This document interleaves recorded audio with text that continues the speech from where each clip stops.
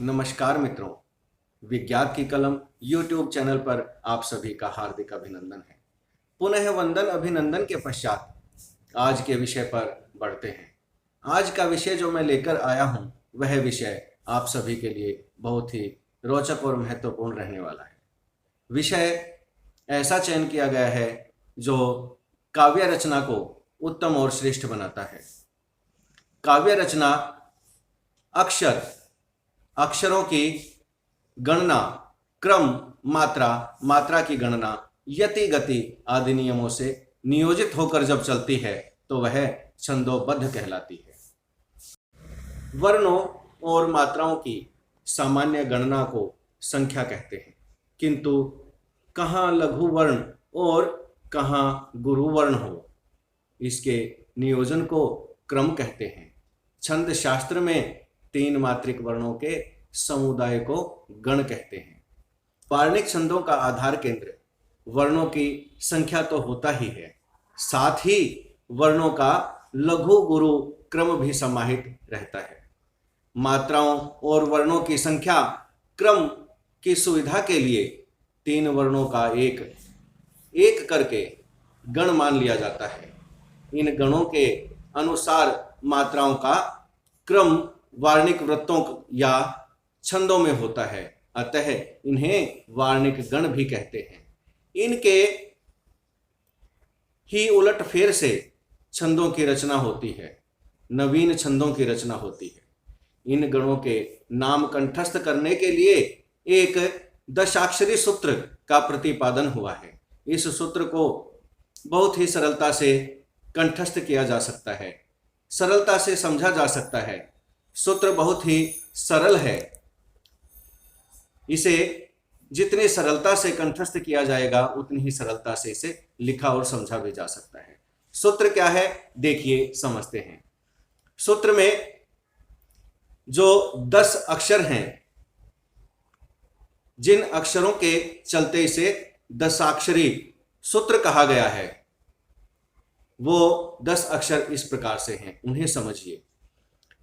यमाता, राजभान, सलगा, यमाता, राजभान, सलगा, इस प्रकार से यह 10 अक्षरों का सूत्र है। अब इसमें कुल 10 वर्ण हैं और जो ये 10 वर्ण इसमें आए हैं, प्रत्येक वर्ण प्रत्येक गण का प्रतिनिधित्व करता है।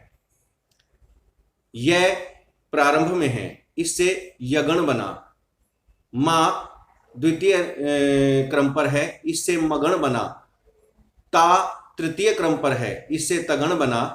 रा चतुर्थ क्रम पर है, इससे रगण बना। अब आगे आता है जय, इससे जगण बना और इससे आगे है भा, भा से भगण बना और न से नगण, स से सगण। अब इस प्रकार से ये हुए प्रथम 8 वर्ण। इन 8 वर्णों से हमारे पास बनकर आए हैं 8 गण। इन 8 गण के पश्चात में ल है और गा। ल से बनता है लघु और गा से बनता है गुरु। ये 2 वर्ण पहचानने की विधि है और इस प्रकार से हम पूरे गण समझ सकते हैं। सर्वप्रथम यगण से प्रारंभ करते हैं। प्रथम गण यही है। यगण में प्रथम वर्ण लघु, फिर गुरु और तृतीय वर्ण है जो वो भी गुरु ही है। तो इसकी पहचान रहेगी लघु गुरु गुरु। इसको चिन्ह से भी समझा जा सकता है। चिन्ह जब भी कभी हम छंद में समझते हैं तो इसके लिए इस प्रकार से चिन्ह बनाए जाते हैं। पहला चिन्ह जो दिखाई देगा वो लघु के लिए आई होगा और गुरु के लिए एस होगा। तो यह क्या बन गया पूरा, आई एस एस। और शुभ और अशुभ की चर्चा मैं पूरे 8 गण के विधान को समझ लेने के बाद में फिर पुनः करूंगा। अब द्वितीय गण है हमारा मगण। मगण में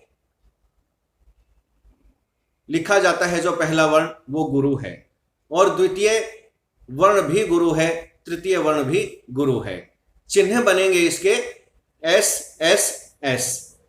और अग्रिम जो गण है हमारा वो तगण है। तगण का जो चिन्ह को समझ लेने की विधि रहेगी वो यही रहेगी कि प्रथम वर्ण है हमारा गुरु और द्वितीय गुरु, तृतीय है लघु। ये हमारे हो गए हैं प्रारंभिक 3 गण। अब चतुर्थ गण पर आते हैं, इसे कहते हैं रगण। रा से बना है रगण। और रगण को समझने के लिए जो मात्रा भार लगेगा वो इस प्रकार से होगा। प्रारंभिक वर्ण है, प्रथम वर्ण वो गुरु है, द्वितीय लघु है और तृतीय वर्ण है जो वो गुरु रहेगा। तो इस प्रकार से इसका चिन्ह बनेगा एस आई एस। ये हो गया हमारा यमाता रा तक। 4 वर्ण हो गए, 4 गण हो गए 4 वर्णों से। अब हम बढ़ते हैं 5वें गण की तरफ। 5वां गण है हमारा जगण। जगण का जो मात्रा भार रहेगा वो लघु, गुरु और फिर गुरु लघु रहेगा।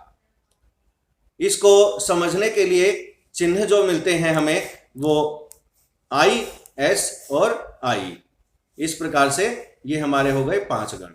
अब छठा गण है हमारा वो है भगण। भगण में हमें क्या मिलता है लिखने में? गुरु, लघु, लघु। तो इस प्रकार से इसका चिन्ह बनेगा एस आई आई। तो ये हमारे हो गए प्रारंभिक यमाता रा 4 और जभा 6। अब 7वें गण को समझते हैं। 7वां गण है हमारा नगण। नगण में जो हमें वर्ण दिखाई देंगे वो लघु, लघु, लघु। इसमें तीनों वर्ण लघु दिखाई देंगे और मगण में तीनों वर्ण गुरु दिखाई देते हैं। अब नगण के लिए जो हमें चिन्ह दिखाई देता है वो आई, आई, आई। और अंतिम जो गण बन के आता है वो है हमारा सगण। सगण के लिए जो हमें मात्रा भार दिखाई देता है वो रहेगा हमारा लघु, लघु, गुरु, लघु, लघु, गुरु। यह है हमारा अंतिम गण। इसका चिन्ह जो बनेगा वो बनेगा आई, आई, एस। और ये हो गए हमारे 8 गण। सूत्र है दशाक्षरी। दशाक्षरी सूत्र में 9वां जो वर्ण है लय, उससे बनता है हमारी मात्रा भार लघु और गा से बनता है गुरु।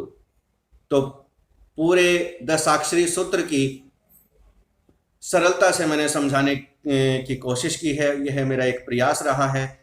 भरोसा है, विश्वास है आपने अच्छे से इसे समझा है। फिर भी यदि कोई प्रश्न रह जाता है, नहीं समझ में आता है, तो आप कमेंट में पुनः पूछिएगा। जितना मुझसे सहयोग हो सकेगा मैं समय समय पर उपस्थिति देकर और उनका समाधान करने का प्रयास करता रहूंगा समय समय पर।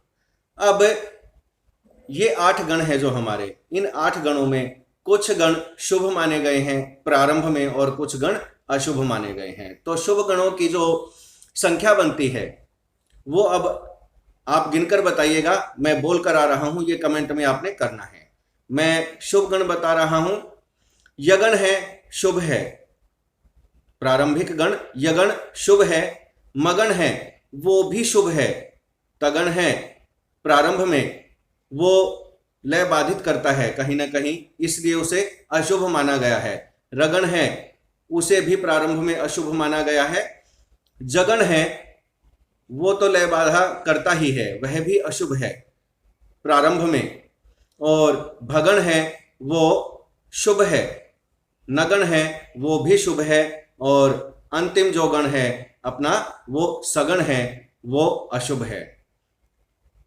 ये प्रारंभ में किसी भी काव्य रचना में नहीं होने चाहिए। हाँ, एक विकल्प और इस शुभ और अशुभ के मध्य एक जो समाधान दिया जाता है, जो इसका समाधान है वो ये है भगवान श्री हरि के नाम से जो भी काव्य रचना शुरू होती हो तो उसमें ये गण अशुभ भी शुभ बन जाते हैं। ऐसा छंद शास्त्र में लेख हमने कहीं पढ़ा है।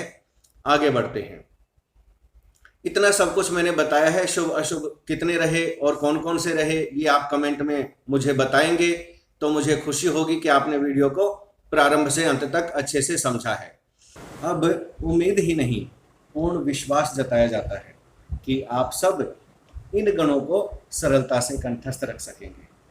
ये वार्णिक छंदों में तो काम आएंगे ही, साथ ही मात्रिक छंदों में भी उनकी लय को समझने में बहुत लाभदायक सिद्ध होंगे। वहाँ लय जो बाधा बताई जाती है, अनेक विद्वान कहते हैं कि जगण न आए यगण न आए, तो इन गणों से मात्रिक छंदों में भी बहुत लाभ मिलने वाला है।